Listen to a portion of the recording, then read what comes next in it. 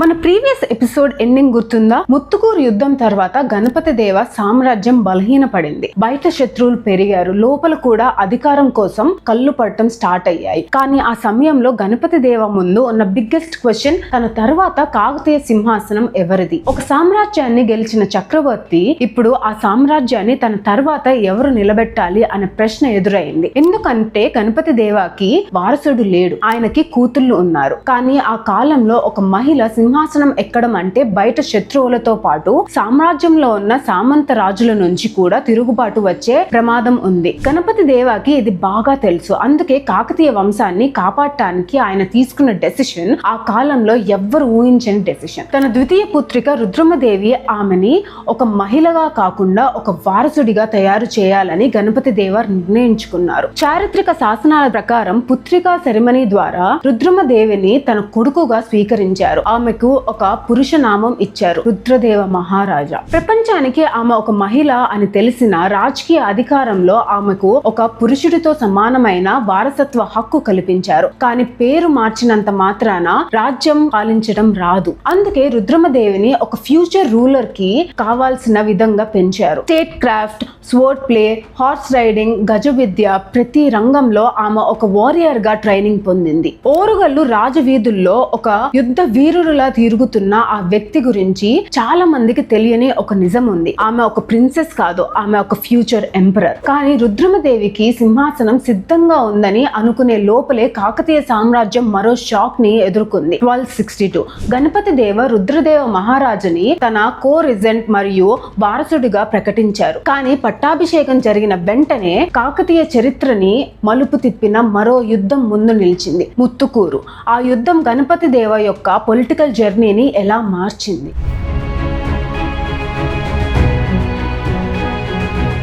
Around 1263 Nellore దగ్గర ఉన్న ముత్తుకూరు ప్రాంతంలో కాకతీయ మరియు పాండ్య సైన్యాలు మరోసారి ఢీకొన్నాయి. గణపతి దేవ తన సామ్రాజ్యాన్ని కాపాడుకోవడానికి యుద్ధ భూమిలో తన శక్తిని ప్రయోగించారు. కానీ ఈ సమరంలో కాకతీయ సైన్యం తీవ్రమైన మిలిటరీ సెట్ బ్యాక్ ఎదుర్కొంది. గణపతి దేవాకి సపోర్ట్ గా నిలిచిన లోకల్ రూలర్స్ కూడా ఈ యుద్ధంలో భారీ నష్టాలను ఎదుర్కొన్నారు. ముత్తుకూరు యుద్ధం కాకతీయ సామ్రాజ్యాన్ని పూర్తిగా కూల్చలేదు, కానీ గణపతి దేవ యొక్క active political and military authority మీద మాత్రం గట్టి ప్రభావం చూపించింది. ఇప్పటి వరకు యుద్ధ భూమిలో స్వయంగా సామ్రాజ్యాన్ని నడిపించిన చక్రవర్తి ఇప్పుడు యాక్టివ్ అడ్మినిస్ట్రేషన్ నుంచి తప్పుకోవాల్సిన పరిస్థితి వచ్చింది. మరి ఆ క్షణంలో కాకతీయ సామ్రాజ్యం ఎవరి చేతుల్లో పడింది? ఆల్రెడీ కో రెజెంట్ గా ఉన్న రుద్రదేవ మహారాజా అంటే రుద్రమదేవి. గణపతి దేవ యాక్టివ్ అడ్మినిస్ట్రేషన్ నుంచి రిటైర్డ్ అవ్వడంతో రుద్రమదేవి కాకతీయ సార్వభౌమాధికారాన్ని చేపట్టింది. ఒక మహిళ ఒక మహా సామ్రాజ్యానికి సుప్రీం రూలర్ గా నిలిచింది. కానీ సింహాసనం ఎక్కడం ఒక విషయం, దానిని అందరితో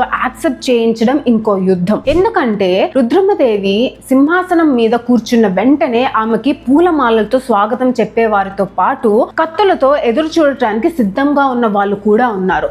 కాకతీయ వంశంలోనే హరిహర దేవ మరియు మురారి దేవ రుద్రమదేవి పాలనని ఒప్పుకోలేదు. ఒక మహిళ కింద మనం తల వంచాలా అనే ఆలోచనతో వాళ్ళు కొంతమంది సామంత రాజులతో సీక్రెట్ గా చేతులు కలిపారు. ఒక ఇంటర్నల్ రెబిలియన్ కి గ్రౌండ్ వర్క్ స్టార్ట్ అయింది. బయట శత్రు రాజ్యాలు ఓరుగల్లు వైపు చూస్తున్నాయి, లోపల సామంత రాజులు తిరుగుబాటుకి సిద్ధమవుతున్నారు. సింహాసనం మీద ఒక రాణి ఉంది, కానీ ఆమె చుట్టూ ఉన్న ప్రపంచం మొత్తం ఆమె పాలనని పరీక్షించడానికి సిద్ధంగా ఉంది. మరి ఆ తిరుగుబాటు ఎంత డేంజరస్ గా మారింది? రుద్రమదేవి ఆమెకి ఎదురైన ఈ అపోజిషన్ ని ఎలా ఎదుర్కొంది? తన మీద తిరుగుబాటు చేసిన వాళ్ళని ఎలా కంట్రోల్ చేసింది? బయట శత్రువులను ఎలా అడ్డుకుంది? రుద్రమదేవి తన కత్తితో కాదు, తన రాజకీయ మేధస్సుతో కాకతీయ సామ్రాజ్యాన్ని ఎలా నిలబెట్టింది?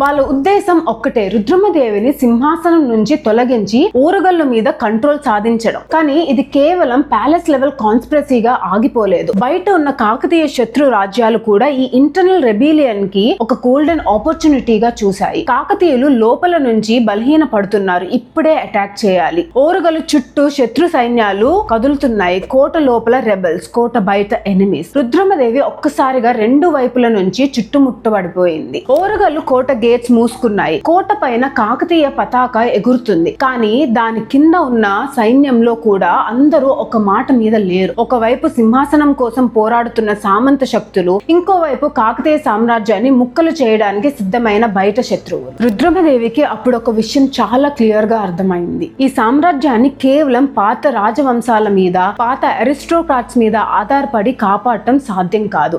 ఆమెకు కావాలి ఒక కొత్త సేన, కొత్త లాయల్టీ, కొత్త పవర్ స్ట్రక్చర్. అందుకే ఓరుగల్లు ముట్టడి మధ్యలో రుద్రమదేవి తీసుకున్న ఆ డెసిషన్ కాకతీయ మిలిటరీ హిస్టరీని మాత్రమే కాదు, సౌత్ ఇండియా పొలిటికల్ సిస్టమ్ ని కూడా మార్చబోతుంది. అదే నాయకరా సిస్టమ్.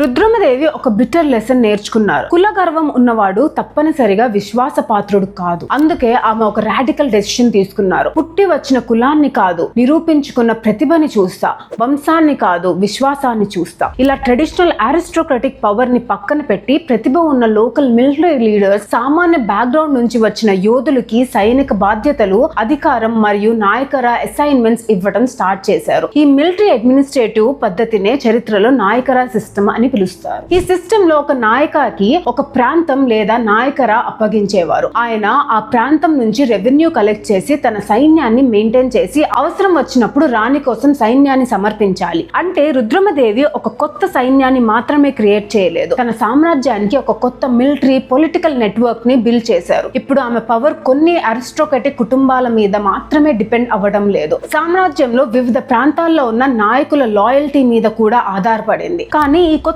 సిస్టమ్ ని ఒక పవర్ఫుల్ ఫోర్స్ గా మార్చడానికి ఒక స్ట్రాంగ్ లీడర్ అవసరం. ఆ సమయంలో రుద్రమదేవి పక్కన నిలిచిన ముఖ్యమైన వ్యక్తుల్లో ఒకరు రేచర్ల ప్రసాదిత్య. ఆయన రుద్రమదేవికి లాయల్ కమాండర్ గా నిలిచారు. సైనిక నాయకులను ఒక్క తాటి మీదకి తెచ్చారు. కోట లోపల రెబిలియన్ ఉన్న సమయంలో రుద్రమదేవి చుట్టూ ఒక స్ట్రాంగ్ సర్కిల్ ఆఫ్ లాయల్టీని క్రియేట్ చేయడంలో ప్రసాదిత్య పాత్ర చాలా ముఖ్యం. ఆయన విశ్వాసం, మిలిటరీ లీడర్షిప్ వల్ల రుద్రమదేవికి ఒక కొత్త బలం ఏర్పడింది. అందుకే చరిత్రలో ఆయనకి కాకతీయ రాజ్య స్థాపనాచార్య అనే బిరుదు కూడా గుర్తింపుగా పొందింది.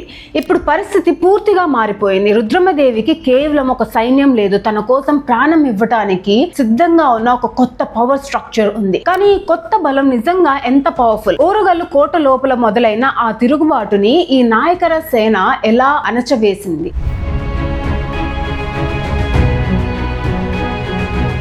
ఓరుగల్లు చుట్టూ శత్రు సైన్యం, కోట లోపల తిరుగుబాటుదారులు. కానీ ఈసారి రుద్రమదేవి ఒంటరిగా లేరు. ఆమె క్రియేట్ చేసిన కొత్త నాయకరా నెట్వర్క్ ఇప్పుడు యాక్చువల్ బ్యాటిల్ ఫీల్డ్ లో టెస్ట్ అవ్వబోతుంది. రుద్రమదేవి తన కమాండర్ ప్రసాదిత్యతో కలిసి తన లాయల్ కమాండర్స్ ని ఒక్క తాటి మీదకి తీసుకొచ్చారు. కోట రక్షణ కోసం సైన్యాన్ని స్ట్రాటజిక్ గా డిప్లాయ్ చేసి లోపల ఉన్న రెబిలియన్ ని ముందు అణచివేయడం స్టార్ట్ చేశారు. తిరుగుబాటుదారులు కాకతీయ కోట మీద కంట్రోల్ సాధించాలని ప్రయత్నిస్తుంటే రుద్రమదేవి సేన కౌంటర్ అటాక్ కి దిగింది. ఒక పొజిషన్ తర్వాత ఇంకొక పొజిషన్. రెబల్స్ తమ కంట్రోల్ ని కోల్పోవడం స్టార్ట్ చేశారు. రేచర్ల ప్రసాదిత్య లీడర్షిప్ లో లాయల్ ఫోర్సెస్ కోట లోపల తిరుగుబాటుదారులని ఎదుర్కొని వాళ్ళ రెసిస్టెన్స్ ని ఒక్కొక్కటిగా బ్రేక్ చేశారు. కానీ ఇది కేవలం ఒక మిలిటరీ విక్టరీ కాదు. ఎందుకంటే రుద్రమదేవి గెలిచింది రెబల్స్ మీద మాత్రమే కాదు, ఆమెకి వ్యతిరేకంగా నిలిచిన పాత అరిస్టోక్రటిక్ పవర్ స్ట్రక్చర్ మీద కూడా గెలిచారు. కులం, వంశం ఆధారంగా ఉన్న పాత మిలిటరీ సిస్టమ్ ప్లేస్ లో ప్రతిభ, లాయల్టీ మరియు direct service to the throne మీద